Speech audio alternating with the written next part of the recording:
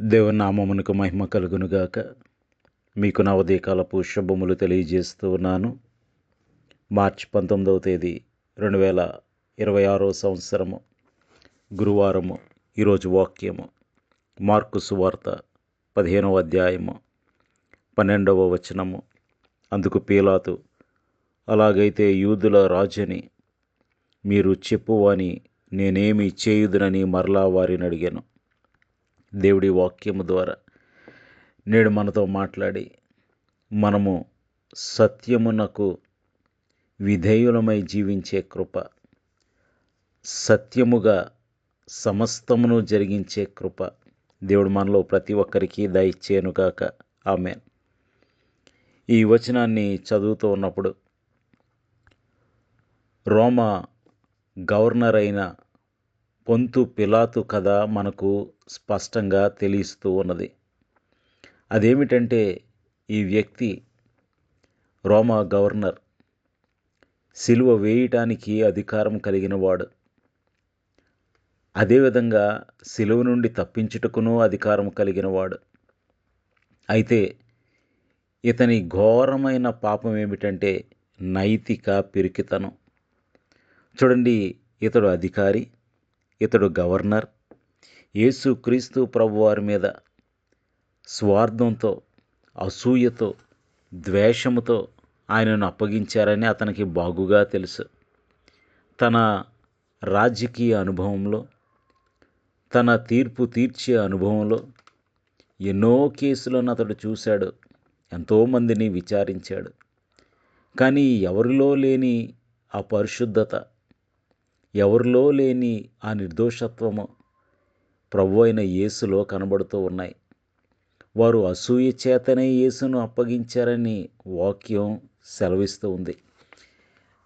ఆ పీలాతు కూడా అసూయ చేతనే యూదులు ఆయనను తనకు అప్పగించారని పీలాతు అంగీకరిస్తూ ఉన్నాడు. అయినప్పటికీ కూడా అతడు నైతిక పిరికితనంతో ప్రభు అయిన యేసును సిలువ వేయటానికి అప్పగించాడు. చూడండి, మత్తయి సువార్త 27వ అధ్యాయము 17-18 వచనాలలో, కాబట్టి జనులు కూడి వచ్చినప్పుడు పీలాతు, నేనెవనిని విడుదల చేయవలనని మీరు కోరుచున్నారు? బరబ్బనా లేక క్రీస్తనబడిన యేసునా అని వారిని అడిగాను. ఏలయనగా వారు అసూయ చేత ఆయనను అప్పగించరని అతడు ఎరిగి ఉండెను. కాబట్టి ఈ వాక్యం స్పష్టంగా తెలియజేస్తూ ఉంది, పీలాతుకు తెలుసు జనులు అసూయ చేతనే ఆయనను అప్పగించారని. ఇక రెండవదిగా అతడు కూడా వ్యక్తిగతంగా పరీక్షించి ప్రభు అయిన యేసులో దోషమేమీ లేదని అతడు తేల్చుకున్నాడు.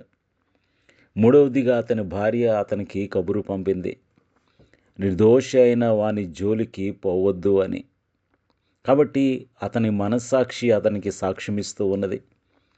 రెండవదిగా అతని అనుభవం అతనికి స్పష్టం చేస్తూ ఉంది.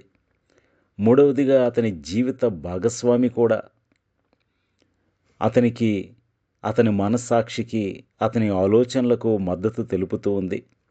ఇంత స్పష్టంగా ప్రభు అయిన యేసు నిర్దోషి అని తెలుసు కూడా అనుభవం ద్వారా, స్వీయ పరీక్ష ద్వారా, జీవిత భాగస్వామి ద్వారా ఇన్ని రకాలుగా తెలిసిన అతడు ప్రభు అయిన యేసును విడుదల కలిగించే అధికారంలో ఉన్నాడు. అయినప్పటికీ అతడు ఎవరి యొక్క యాక్సెప్టెన్స్, ఎవరి యొక్క అంగీకారాన్ని కోరుతూ ఉన్నాడో చూడండి. అలాగైతే యూదుల రాజని మీరు చెప్పువానిని నేనేమి చేయుదునని ప్రజలను అడుగుతూ ఉన్నాడు. ఇదెంత విచారమో చూడండి. అంటే నైతిక పిరికితనం, ప్రజల యొక్క అంగీకారం ఉండదేమో అనే భయం. చూడండి, సమూయేలు ప్రవక్త వచ్చే వరకు బలి అర్పించకూడదు. కానీ రాజైన సౌలు ఒకవేళ జనులు తనను విడిచి వెళ్ళిపోతారేమో అని భయపడి, జనులకు భయపడి అతడు బలి అర్పించాడు. అతడు బలి అర్పించడం ముగించగానే సమూయేలు ప్రవక్త వచ్చాడు. అతడు సింహాసనాన్ని కోల్పోవటానికి అదే తొలిమెట్టయింది. ప్రియ సహోదరుడా, సహోదరి, నీ చుట్టూ ఉన్న జనులకు భయపడుతూ ఉన్నావా? దేవుని అంగీకారం కంటే వారి అంగీకారమే అధికమని నీవు అనుకుంటూ ఉన్నావా? చూడండి, అహరోను కూడా ఏమంటూ ఉన్నాడు? ఎందుకు దూడను చేసావు అంటే, నేను ప్రజలకు భయపడ్డాను అని చెబుతూ ఉన్నాడు. ఎంత విచారం! నాయకుడయ్యుండి, ప్రజలను నడిపించవలసిన వాడయ్యుండి, ప్రజలకు బుద్ధి చెప్పవలసిన వాడయ్యుండి, ప్రజలకు భయపడి, అంటే వారు అంగీకరించరేమో అని తన నిర్ణయం విషయంలో, తన పరిశుద్ధత విషయంలో, దేవుని వాక్య విషయంలో స్థిరంగా ఉండలేకపోయాడు. ప్రియ సహోదరుడా, సహోదరి, అది అతని జీవితంలో మాయని మచ్చగా మిగిలిపోయింది. ఇక మన విషయానికొస్తే, ప్రియ సహోదరుడా, సహోదరి, నీవు దేవుని అంగీకారము కంటే ప్రజల అంగీకారమునకే ఎక్కువ ప్రాధాన్యత ఇస్తూ ఉన్నావా? ప్రజలేమనుకుంటారో, చుట్టూ ఉన్నవారేమనుకుంటారో, వారు పిలిచినప్పుడు దేవుని సన్నిధిని మనం వెళ్ళిపోతే, అనగా వారి పిలుపును అంగీకరించకుండా దేవుని సన్నిధికి, దేవుని కార్యాలకు, దేవుని పరిచర్యకు వెళ్ళిపోతే వారేమనుకుంటారో, వీళ్ళేమనుకుంటారో, ఆ నలుగురు ఏమనుకుంటారో అని చాలామంది తమ విశ్వాస జీవితంలో కాంప్రమైజ్ అయిపోతూ ఉంటారు. ఇక్కడ మనం చూసిన పిలాతు కూడా ఎంత విచారమో చూడండి. అతడు ప్రజలకు భయపడి పిరికితనమే తన పరమ వైఫల్యంగా జీవించాడు. యేసుప్రభు నిర్దోషి అని తెలిసినప్పటికీ పిలాతు న్యాయం కంటే తన రాజకీయ జీవితానికే, లేదా ప్రజల యొక్క అంగీకారానికే అతడు లొంగిపోయాడు.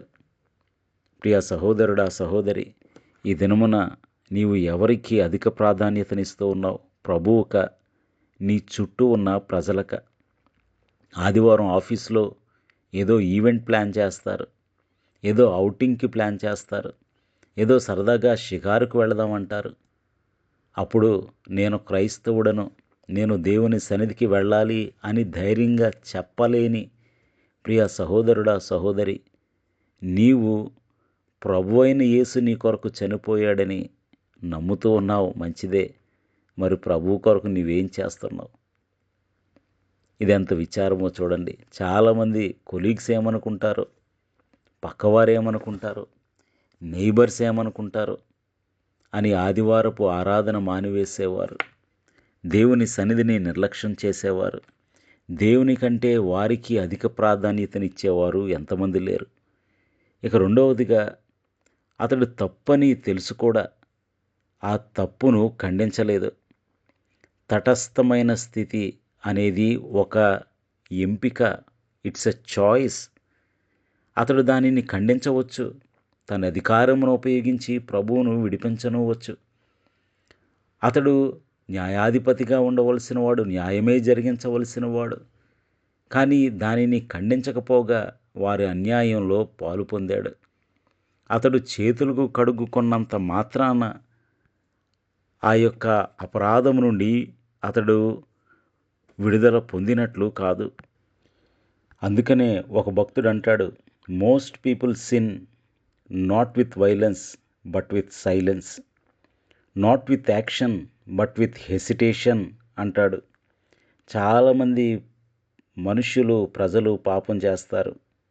ఎలా అంటే హింసతో కాదు, వారి మౌనముతో, వారు చేసే పనులతో కాదు, వారు వ్యవహరించే తటస్థ వైఖరితో.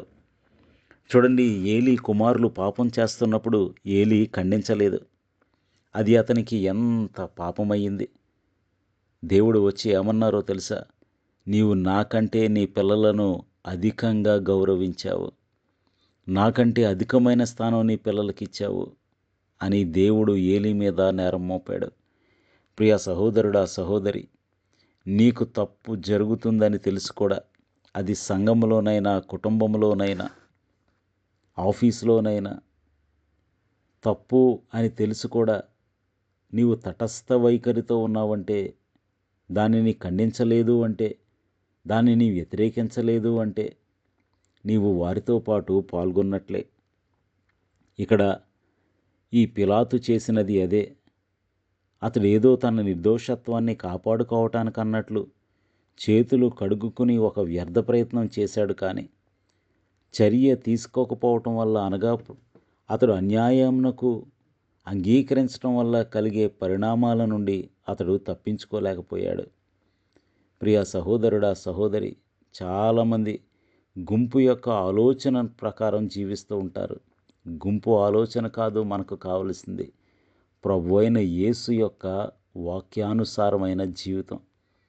కాబట్టి పిలాతు నీకు నాకు నేర్పిస్తున్న పాఠము, పిలాతుకు అధికారం ఉంది, పిలాతుకు న్యాయమేమిటో తెలుసు, పిలాతు మనస్సాక్షి సాక్ష్యం చెబుతూ ఉంది, పిలాతు స్వీయ అనుభవం తెలియజేస్తూ ఉంది, పిలాతు యొక్క జీవిత భాగస్వామి కబురు పంపింది.